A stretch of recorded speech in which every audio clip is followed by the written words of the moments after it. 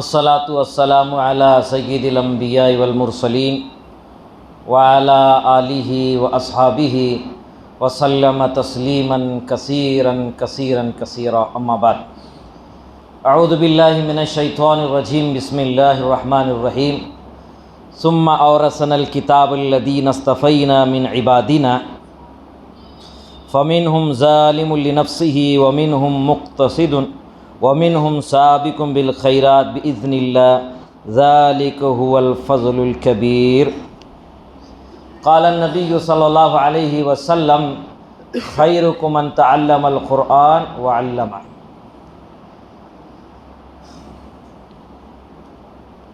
قابل قدر واجب الاحترام معزز علماء کرام، حفاظ کرام، بزرگان دین، برادران اسلام، نوجوان دوستوں اور ہمارے ضلع باگل کوٹ کے قدیم ادارہ مدرسہ احیاء العلوم کے پیارے طلباء، تمام تعریفیں ثابت ہیں اللہ رب العالمین کے لیے،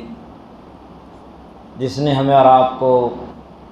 ایمان کی دولت سے مالا مال فرمایا، اسلام جیسا مذہب عطا فرمایا جس سے ہزاروں نہیں بلکہ کروڑوں لوگ محروم ہیں۔ اور درود اور سلام ہو ہم سب کے پیارے آقا حضرت محمد رسول اللہ صلی اللہ علیہ وسلم پر، جنہوں نے اپنی امت کو نہ عرش پہ بھولا ہے نہ فرش پہ بھولا ہے۔ اس آخری نبی حضرت محمد رسول اللہ صلی اللہ علیہ وسلم نے ہمیں اور آپ کو ایک ایسا زندہ جاوید معجزہ عطا فرمایا جو تمام آسمانی کتابوں کا خلاصہ ہے، تمام انبیاء علیہ نبینا علیہ الصلاۃ والسلام کے زندگی کا خلاصہ کلام، اور اللہ کا مقدس ترین کتاب کلام اللہ قرآن مجید ہمیں عطا فرمایا، جس کا پڑھنا ثواب ہے، پڑھانا ثواب ہے، سننا ثواب ہے، سنانا ثواب ہے، سمجھنا ثواب ہے، سمجھانا ثواب ہے، اور اس پر عمل کرنا سب سے زیادہ ثواب کا کام ہے۔ اسی لیے ہمارے اور آپ کے آقا نبی پاک صلی اللہ علیہ وسلم نے فرمایا، تم میں سب سے بہتر خیرکم من تعلم القرآن وعلمہ، تمہیں سب سے بہتر انسان وہ ہے جو قرآن پاک کو پڑھے اور دوسروں کو پڑھائے۔ بہتر فرمایا۔ آج ہم باوضو بیٹھے ہیں، قبلہ رو بیٹھے ہیں، اللہ کے گھر میں بیٹھے ہیں، تھوڑا اپنے سینے پہ ہاتھ رکھ کے اس بات کا فیصلہ لے کر اس مجلس سے اٹھیں کہ اس وقت ہم اور آپ ماشاءاللہ ایک بچے کے ختم قرآن پر حافظ ساجد، حافظ مولا صاحب چتربان کوٹی، ان کے فرزند ارجمند کے اس حفظ کے ختم پر ماشاءاللہ ہم سب جمع ہوئے ہیں۔ اپنے سینے پہ ہاتھ رکھ کے اگر یہ ہم اور آپ تھوڑا سوچیں گے، قبلہ رو ہو کر ہم بیٹھے ہیں، اس وقت ہم کن چیزوں کو بہتر سمجھ رہے ہیں، اور ہمارے معاشرے میں اور ہماری زندگی میں، اور خود ہم کن چیزوں کو بہتر محسوس کر رہے ہیں، یہ تو ہماری ایمان ہمیں اس وقت کہے گا کہ ہم چھوٹنے والی دنیا، دکان، مکان، کاروبار، تجارت، بینک بیلنس، وہ چیزیں جو عارضی طور پر ان چیزوں کو ہم نے بہتر سمجھا ہے، حالانکہ 1400 سال پہلے ہمارے اور آپ کے آقا، پیارے آقا حضرت محمد رسول اللہ صلی اللہ علیہ وسلم فرمایا، تم میں سب سے بہتر وہ انسان ہے جو قرآن پاک کو پڑھے اور دوسروں کو پڑھائے۔ اور نبی پاک صلی اللہ علیہ وسلم نے اس چھوٹے سے حدیث میں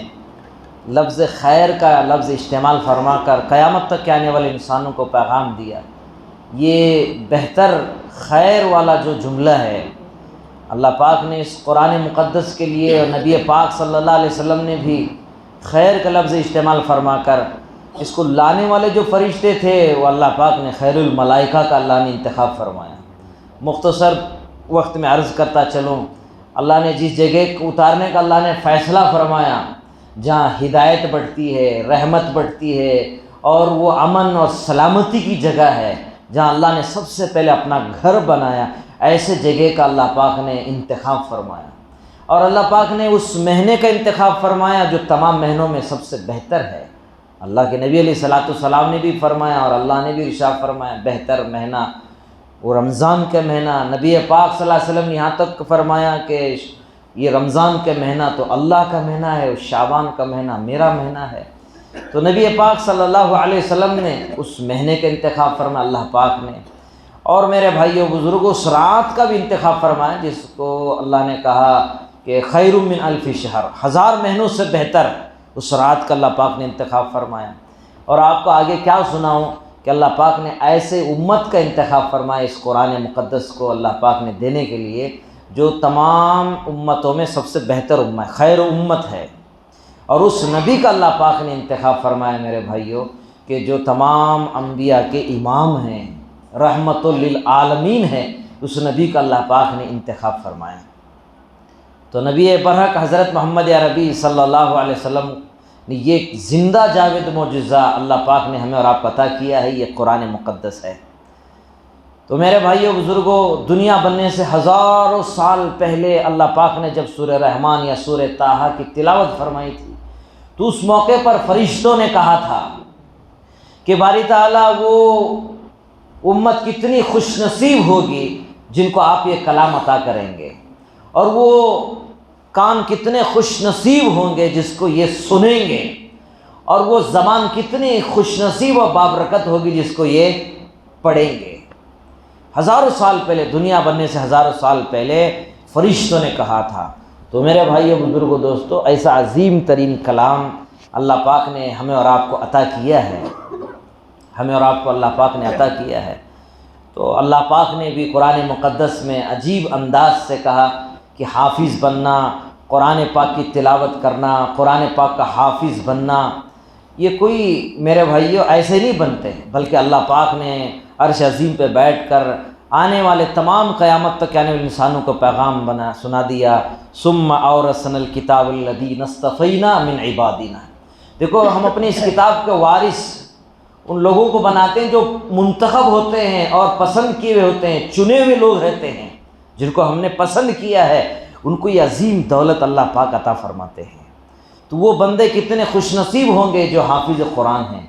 میرے بھائیو، ہمارے لیے بڑی خوشی کی بات ہے، کئی جلسوں میں، کئی پروگراموں میں بڑے بڑے آفیسروں سے، بڑے بڑے ڈاکٹروں سے، حکمرانوں سے، سیاستدانوں سے ملاقات ہوتی ہے، مگر کبھی انہیں دیکھ کر کبھی رشک نہیں ہوتا۔ مگر جب کسی حافظ قرآن کے ختم قرآن پر، دستار بندی پر جب پہنچنا ہوتا ہے تو ایک رشک ہوتا ہے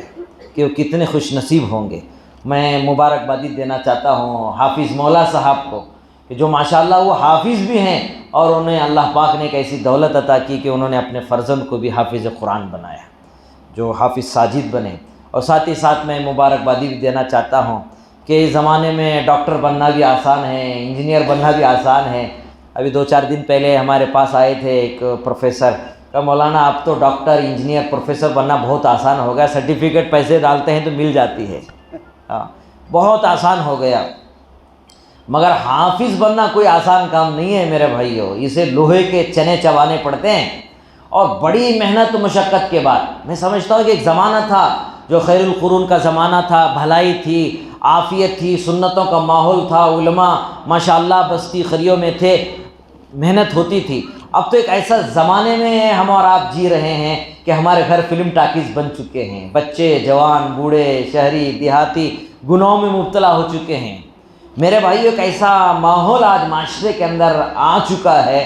کہ ایمان کا بچانا مشکل ہو گیا ہے، ایمان کا بچانا مشکل ہو گیا ہے۔ اسی لیے آقا نے حضرت عبداللہ بن عمر سے فرمایا تھا کہ ایک زمانہ میری امت پہ آنے والا ہے کہ تم رات کرو گے تو صبح کا انتظار مت کرو، اور صبح ہو جائے تو شام کا انتظار مت کرو، ایک ایسا زمانہ آنے والا ہے۔ تو اس زمانے میں ہم قدم رکھے ہوئے ہیں کہ آج گناہوں کا دورہ ہے، بازار میں بے حیائی ہے، جھوٹ کا بازار گرم ہے، در و دیوار سے گانے بجانے کی آواز آ رہی ہے۔ تو میرے وہ ایسے ماحول کے اندر ماشاءاللہ ایک پتھر کو ہیرا بنا کر جو استاد حافظ قرآن بنا کر جو امت کو دے رہے ہیں، وہ یقیناً بڑی مبارکبادی کے قابل ہیں۔ تو حافظ ساجد کے لیے جو استاد نے محنت کر کے ان کو جو حافظ قرآن بنائے ہیں، کہ اللہ تعالیٰ اس استاد کو بھی بہترین بدلہ نصیب فرمائے، دنیا اور آخرت کی بھلائیاں انہیں نصیب فرمائیں، اور اللہ پاک ہم جیسے گنہگاروں کو ختم قرآن پر اللہ پاک نے، حافظ مولا صاحب نے، حضرت مولانا صلاح الدین صاحب غازی دامت برکاتہم نے اس طالب علم کو یاد کیا کہ مولانا ختم قرآن پر آپ کو آنا ہے اور 10 منٹ آپ کو بات کرنا ہے، تو مجھے اتنی خوشی کی انتہا نہیں رہی کہ وہ ختم قرآن پر دعائیں قبول ہوتے ہیں۔ آج ہم ظاہری طور پر کچھ آرام راحت کے نقشے ہمارے نظر آ رہے ہیں، مگر اس وقت اللہ والے کہہ رہے ہیں گھر ہمارا ضرور بڑا ہے مگر سکون کا نام نہیں ہے، بچے ہمارے ہیں مگر فرما بردار نہیں ہے، بیوی بغاوت پہ تلی ہوئی ہے، 2-4 بھائی بہن ہمارے ہیں مگر آپس میں دل پھٹے ہوئے ہیں، ہزاروں قسم کے مسائل حالات و عالم اس وقت امت گھری ہوئی ہے کہ اللہ والے کہہ رہے تھے، ہم نے سنایا اور سنا بھی کہ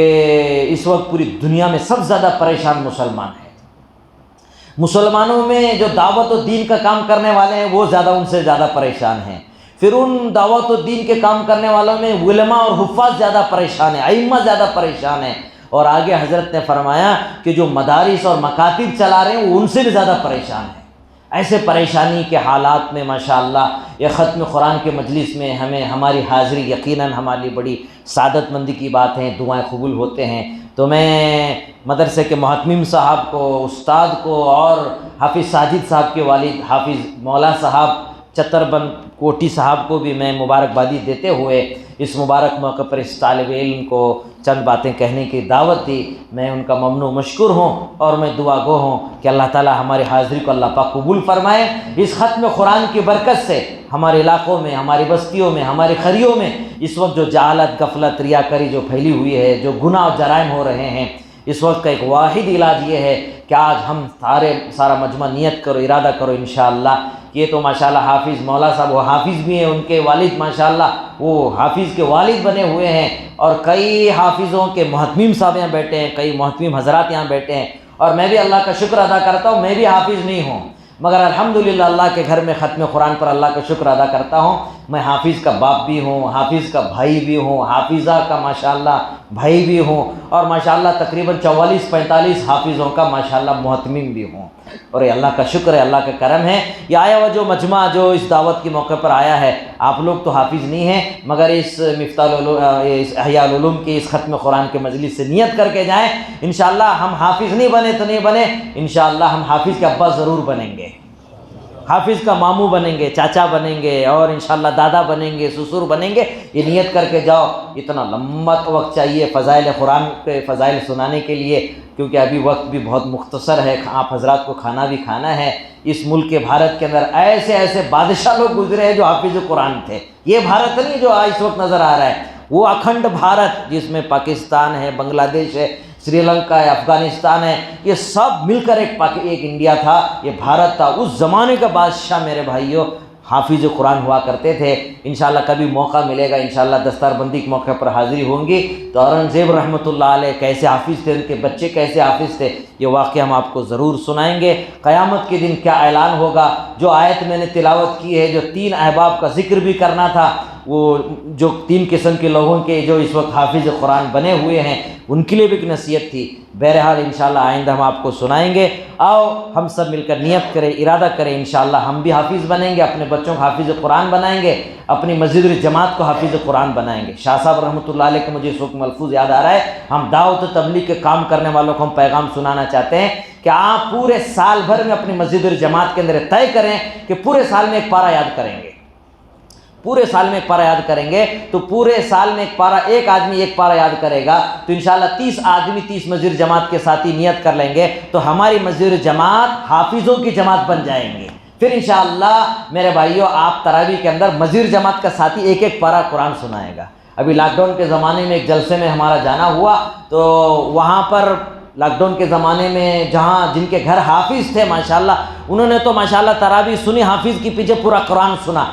جو خاندان بڑا ہے، کاروباری ہیں، ماشاءاللہ تاجر ہیں، مگر لاک ڈاؤن کے زمانے میں وہ تراویح نہیں پڑھ سکے حافظ کے پیچھے، خود کوئی گھر میں کوئی علم تر سے پڑھا، کوئی پڑھا نہیں پڑھا، انہوں نے افسوس کا اظہار کیا۔ تو میرے بھائیوں وہ گھر کتنا خوش نصیب گھر ہوگا جس گھر کے اندر حافظ قرآن ہوں گے، وہ محلہ کتنا خوش نصیب ہوگا جس محلے کے اندر 10 پارہ حافظ ہوں گے۔ تو انشاءاللہ نیت کریں گے انشاءاللہ۔ اللہ سے دعا ہے کہ جو کچھ کہا گیا سنا گیا، اللہ مجھے اور آپ کو عمل کی توفیق عطا فرمائے۔ اس ختم قرآن کی برکت سے اللہ ہماری اور پوری امت کے اللہ تعالیٰ مغفرت فرمائے، اور اللہ تعالیٰ وہ دین دکھا دے کہ جو نبی پاک صلی اللہ علیہ وسلم پیشن گوئی دی ہے کہ دو چیزیں چھوڑ کر جا رہا ہوں، ایک قرآن اور ایک میرا طریقہ، جب تک میری امت ان دونوں کو مضبوطی سے پکڑے گی تو کبھی گمراہ نہیں ہوگی۔ تو اللہ سے دعا ہے جو کچھ کہا گیا سن اللہ عمل کی توفیق عطا فرمائے، آمین۔ وما علینا الا البلاغ۔